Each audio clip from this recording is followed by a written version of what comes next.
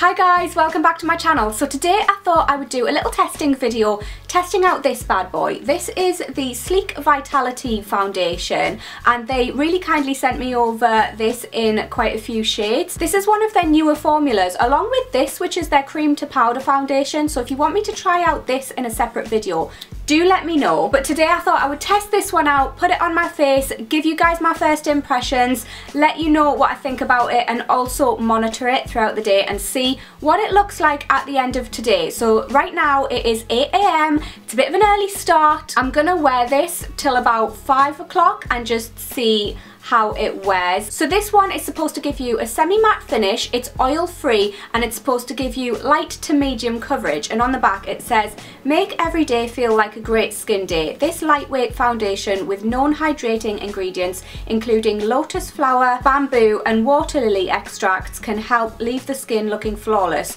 Soft focus powders help smooth the surface of the skin for a more even looking complexion. So firstly, this foundation comes in so many different shades. Their shade range is absolutely amazing. They've got so many different darker and medium shades, which is amazing. They've got kind of like a standard amount of light shades. I couldn't actually find this in store. I went looking for it yesterday because I wanted to check out their shade range and I didn't find it, but online they look like they have a good amount of lighter shades. I don't know whether they're pink or yellow toned. They sent me over a load of their medium shades. This is literally how many medium shades they've got. Like, that's a good range. They do look like they have a mix of yellow toned and pink toned ones. So the one that I'm going to use is in the shade VF07, which I think is gonna match my skin tone. Let's hope it does. But I was so surprised at how many actual dark shades they've got. Like, if you've got a really dark complexion, it might be one to check out. Right, let's try this out. Oh, it looks like a good match. Yes, I'm happy with that match. I do find it a bit difficult to find foundations that suit my skin tone from the drugstore, not gonna lie. A lot of brands are so much better these days with providing yellow based foundations. They used to be so bad. I'm just gonna use my Sigma F80 flat kabuki brush to blend this in. Okay, first impressions.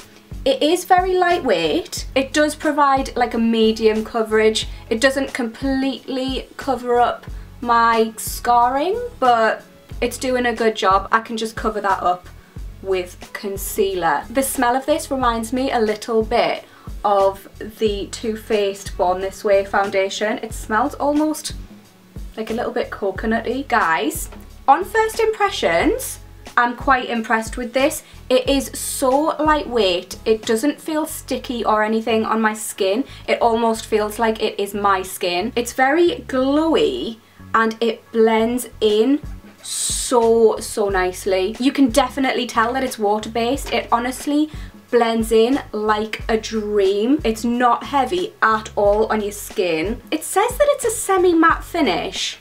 I would probably agree with that. I mean, it does verge more towards glowy than matte. I love it.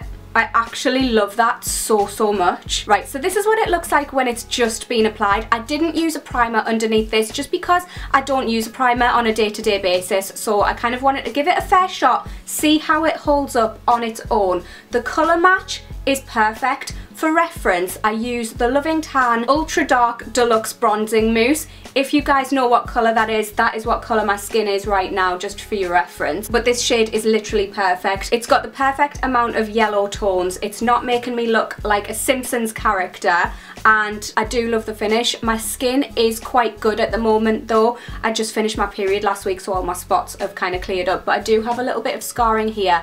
Like I said, it hasn't completely covered that, but I wouldn't expect it to be honest. So this is $8.99. It does say that it's a moisturising foundation, but it's moisturising in the nicest way. Like I said, it's water-based, so it is providing my skin with moisture. It's not overly moisturising because I do have oily skin naturally, so I definitely don't need that.